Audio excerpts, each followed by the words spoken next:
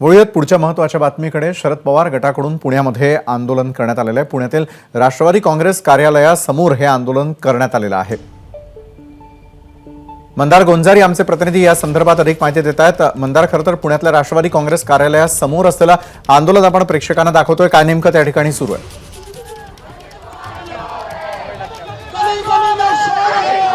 पुण्यातील राष्ट्रवादी काँग्रेसचं जे पक्ष कार्यालय आहे ते शरद पवार गटाकडे आहे। मात्र काल निवडणूक आयोगाने जो निर्णय दिलाय त्या निर्णयानंतर या कार्यालयाचं रंगरूप देखील बदललं जाणार आहे। कारण आपण पाहतो आहोत या पक्ष कार्यालयाच्या मधोमध घड्याळ हे पक्षचिन्ह आहे जे आता अजित पवार गटाला देण्यात आलेलं आहे आणि या सगळ्याचा निषेध करण्यासाठी शरद पवार गटाकडून या ठिकाणी हे आंदोलन करण्यात येते।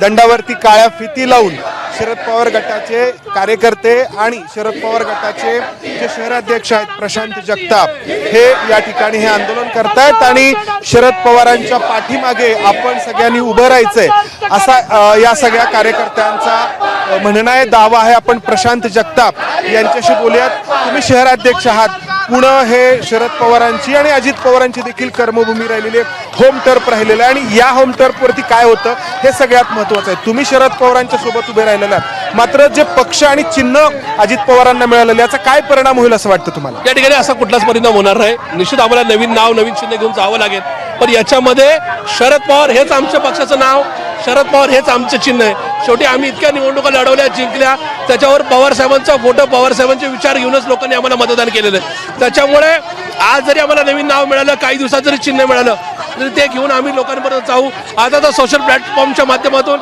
एखादं नाव चिन्ह हे लोकांपर्यंत पोहोचायला 1 मिनिट पण लागत नाही। त्याच्यामुळे मला खात्री आहे की ज्या पद्धतीने शिवसेनेवर अन्याय झाला, ज्या पद्धतीने राष्ट्रवादीवर अन्याय झालेला आहे, म्हणजे पवार साहेबांवर अन्याय झालेला आहे, त्या सगळ्यामध्ये सहानुभूती ही महाराष्ट्रातल्या लोकांची आमच्यावर राहील।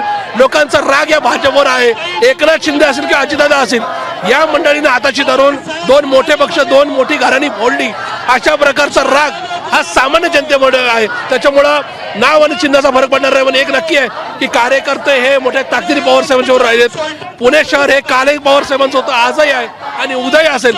त्याच्यामुळे येणारा काळ हा पवार साहेबांच्या पक्षाचा असेल, या बाबतीत माझ्या मनात शंका नाही। इथून पुढे पक्ष कार्यालयाची लढाई देखील सुरू होण्याची शक्यता आहे। हे पक्ष कार्यालय जे आहे ते तुमच्या करारनाम्यावरती आधारित हे माझ्या नावाने रजिस्टर असल्यामुळे अडचण होणार नाही।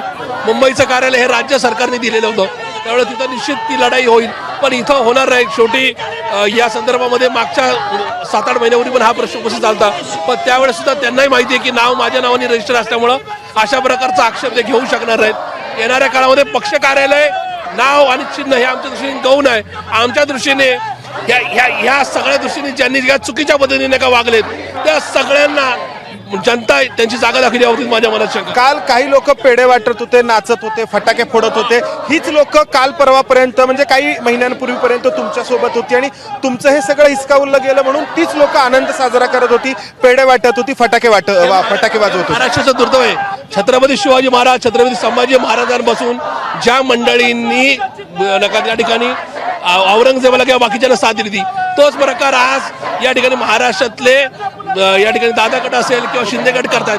त्याच्यामुळे आज ते जरी आनंद साजरा करत असतील तर येणाऱ्या काही दिवसामध्ये पश्चातापाचे अश्रू आज फटाके फोडणाऱ्यांना आणि पेढे वाटणाऱ्यांच्या नशिबी नक्की येतील, हा विश्वास मी या निमित्ताने। तर शरद पवार गटाकडून हे आंदोलन पुण्यातील राष्ट्रवादीच्या कार्यालयामध्ये करण्यात येतं। निश्चितच आहे, त्या ठिकाणी राष्ट्रवादीचे कार्यकर्ते किती आक्रमक झालेले आहेत ते स्पष्टपणे पाहायला मिळतं। धन्यवाद मंदार, आपण दिलेल्या या सविस्तर माहितीसाठी। एबीपी माझा, उघडा डोळे बघा नीट।